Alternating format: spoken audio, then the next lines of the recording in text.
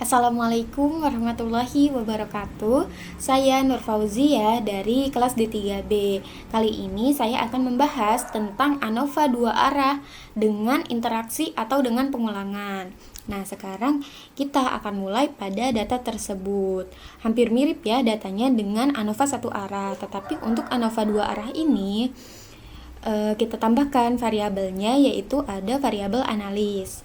Nah, di sini kan variabel analisnya terbagi menjadi dua, yaitu analis 1 dan analis 2. Jadi variabel independennya di sini ada dua, yaitu pH meter dan analisnya. Nah, karena ada dua variabel independen, maka digunakan ANOVA dua arah. Di sini ANOVA dua arahnya dengan pengulangan. Pada analis 1 dan analis 2 dilakukan pengulangan sebanyak 5 kali. Oke, pertama kita sudah tentukan uji hipotesisnya, yaitu ada H0 diterima dan H1 ditolak. Jika nilai F hitung lebih kecil dari F tabel, dan H1 diterima dan H0 ditolak jika nilai F hitung lebih besar dari F tabel.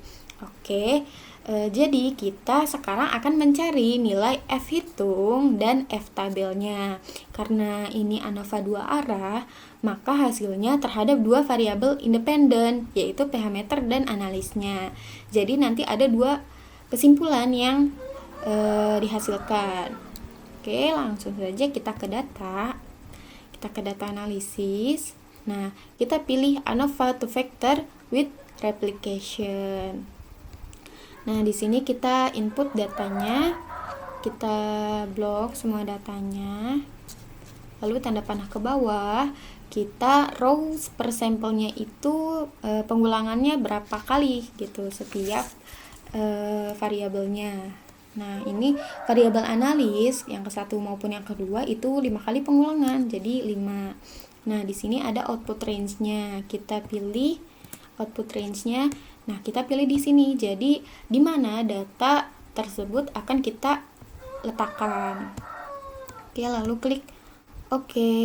Nah, sudah muncul ya datanya, kita perbesar terlebih dahulu. Nah, kita perbesar.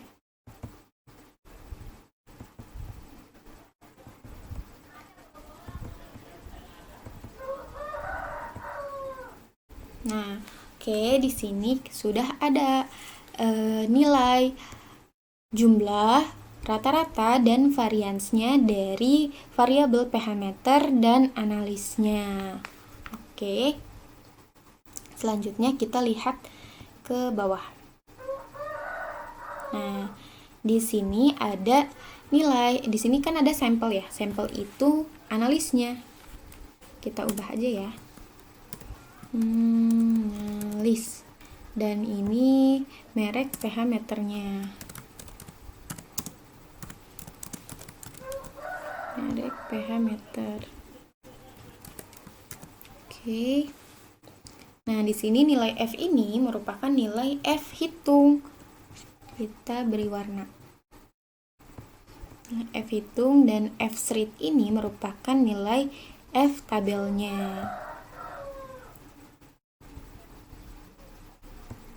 Nah, jika kita bandingkan pada analis ini, nilai F hitungnya itu lebih kecil dari F tabelnya, maka uji hipotesis yang sesuai yaitu H0 diterima dan H1 ditolak. Karena nilai F hitungnya ini lebih kecil dari F tabel, jadi tidak ada yang berbeda signifikan. Jadi tidak ada perbedaan signifikan rata-rata kadar analis dari pH meternya itu. Oke, selanjutnya merek pH meternya.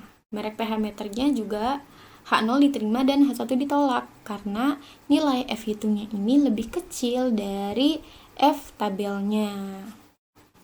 Jadi maupun analis dan pH meternya itu tidak ada perbedaan yang signifikan rata-rata kadar pH meternya. Nah, di sini juga ada interaksinya. Interaksinya Interaksinya juga tidak menunjukkan perbedaan yang signifikan. Oke. Nah, jadi setelah dapat kesimpulan dari ketiga perhitungan ini, maka disimpulkan bahwa baik pH meter berdasarkan varians merek pH meternya dan analisnya itu tidak mempengaruhi hasil pengukuran kadarnya. Jadi tidak ada rata-rata yang berbeda signifikan yang dipengaruhi oleh pH meter dan analisnya. Baik, itu saja yang dapat saya sampaikan. Kurang lebihnya mohon maaf. Wassalamualaikum warahmatullahi wabarakatuh.